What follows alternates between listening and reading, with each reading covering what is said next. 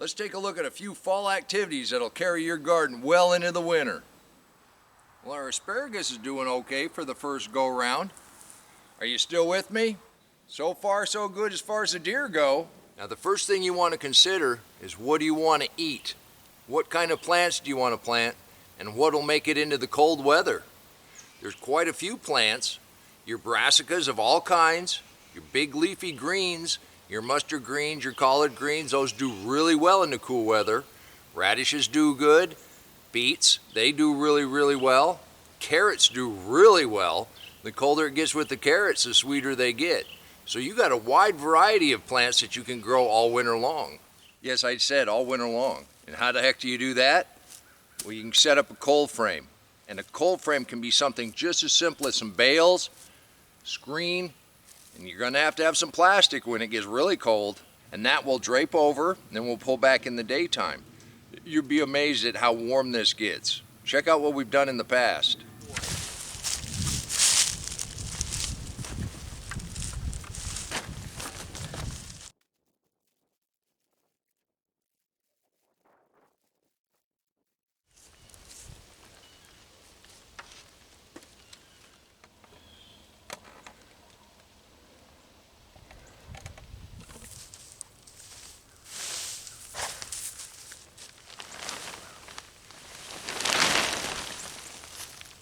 Warm enough in the cold frame that they bolted. Now we planted this on the 16th. Nothing's happened yet. I wouldn't expect it to. Still a little too early to have anything sprouting.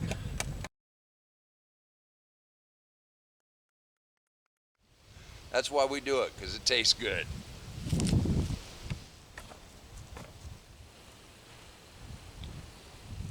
And what we started to plant here, we've got spinach with the first true leaves.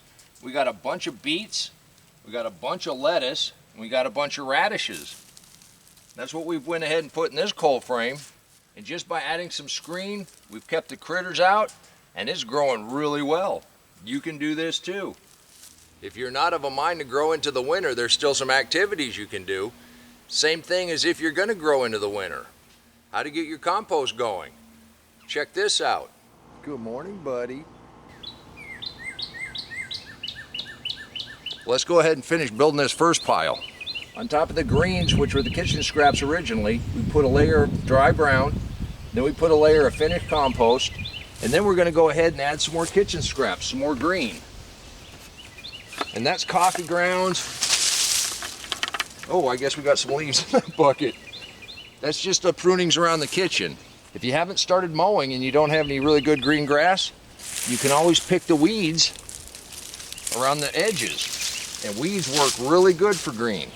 So what I did this morning, I went and cleared an edge or two. Kind of spread it out, layer it in here.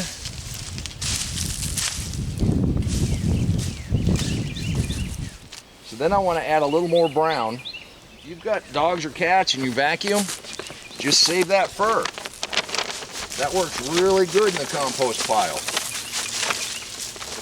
And all your old letters, you can just go ahead and shred those up. And you can tell Riley's been shedding pretty good. Another good brown, you can just take your paper bag. Leave that in there.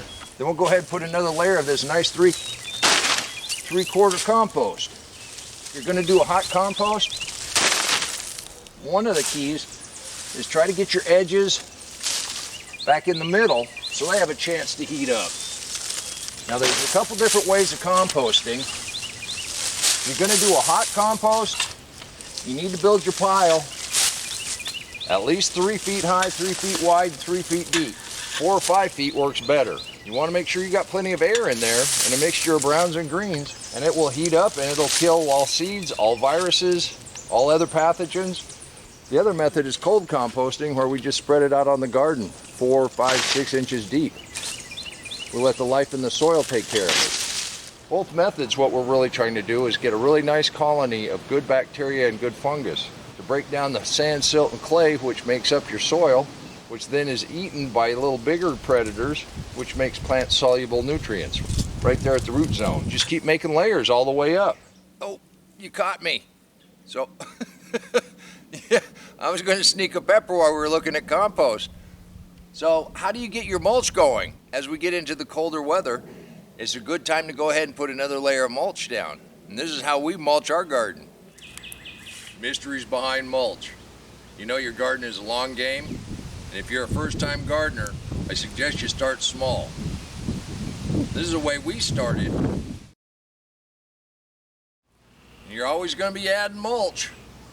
Come on, let's take a look at the garden. Now, if you're like me and have problems with weeds and fertility in the soil, you might want to listen to what I've learned. Well, it can be best demonstrated if we look at the old garden versus the new garden. So where I just came back from, everything over here to the fence, all the way up to where we're at right now,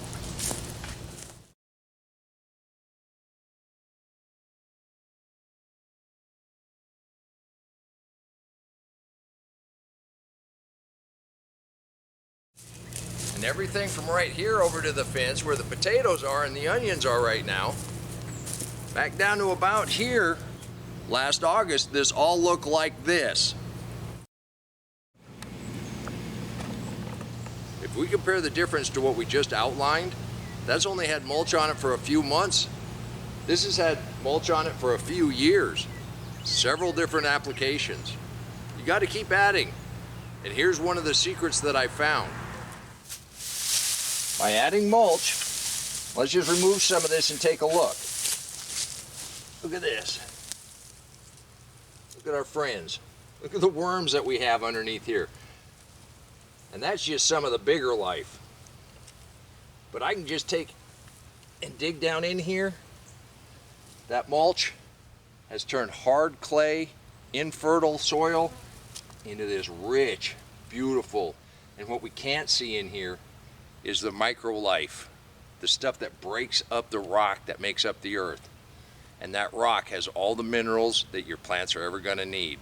Meaning, if you struggle with fertility in your soil, you can either buy chemical fertilizer or you can add mulch and let nature take its course. But it's a long game. It doesn't happen overnight. This has had mulch on it for 4 or 5 years. Just look at that soil. I've had several really nice harvests out of this patch right here. And if you were with me yesterday, we just pulled our garlic out of here. I'll be planting in this weekend. So 4 inches thicker, suppresses the weeds, and the mulch itself encourages the life that your plants need to thrive. Let's go ahead and take a look at the newest part of the garden and some of the reasons you might think you're failing. But you're not. It's a long game. Remember that. Come on, let's take a look. Right here's a really good example. We've got some Bermuda grass coming up. And if you're in an area that has that kind of grass that likes to run and root, just remember, it needs photosynthesis. So we got to work at it a little bit. But here's the reason. This is not 4 inches thick. Right here is a great big pile, but as you get down to the edge of it, it thins out. And with the rain that we've had this year, the life is working to break it down, and it's no longer 4 inches thick. So it gives those old runners an opportunity to search for the sun. You see, that's not 4 inches thick. That's barely an inch thick. And as we move further into fall, it's a good time to start deadheading some of your favorite flowers. Save those seeds. We've got zinnias here, we've got marigolds right over there, and we've let some of our basil go to seed. And that way we're going to have a crop next year without spending anything. You can do this too. Look what I just saw. See them? We've got several more in here. I'm going to look up what kind of species they are, but I'm not too worried about them. I'm going to go ahead and let them make cocoons. They'll either make nice moths or butterflies in the spring. We got a bunch of parsley off of this year. I've let it go to seed, so they're not hurting anything. You see that? We got little loofahs. I'm definitely going to have to plant those a little earlier next year. And if we miss this first frost, we might actually be able to eat these. You know, they are edible. I don't think they're going to get big enough to be able to scrub my back this year. Maybe. We'll see what we get. I just think these are the coolest little flowers on the turmeric. And then there's the hardest work you're ever going to do in the garden to get ready to go into winter, and that's harvest. But I'm going to wait right up till we get to frost. We got quite a few things here that I'm just letting go right to the end. That loofah is one. We've got peanuts. We've got these turmeric. We still got a bunch of okra coming on, even though the deer got in here and tore up a bunch of it. I want to go ahead and put the peppers in containers to bring them in, but there's no point in doing it now. It's 78 degrees right now. It's beautiful. I'm gonna make it a little hotter though. You can do this too. I'm telling you, there's nothing like coming out, eating hot peppers in the garden. Well, maybe eating sweet tomatoes is better, but these are wonderful. If you never tried them, I was surprised. My tolerance is a lot more than I thought. Now I do want to let everybody know that hurricane's coming across Florida, and we've got viewers down in Florida. They've tied everything down, what I've heard. The ones I've heard from, I think they're going to be safe, but they can use your prayers. The people in North Carolina also. Larry was on the eastern side of the state. He's doing fine. Remember, until next time, take care of yourself, take care of your family, and God bless you. Come on, let's plant. Let's go plant garden.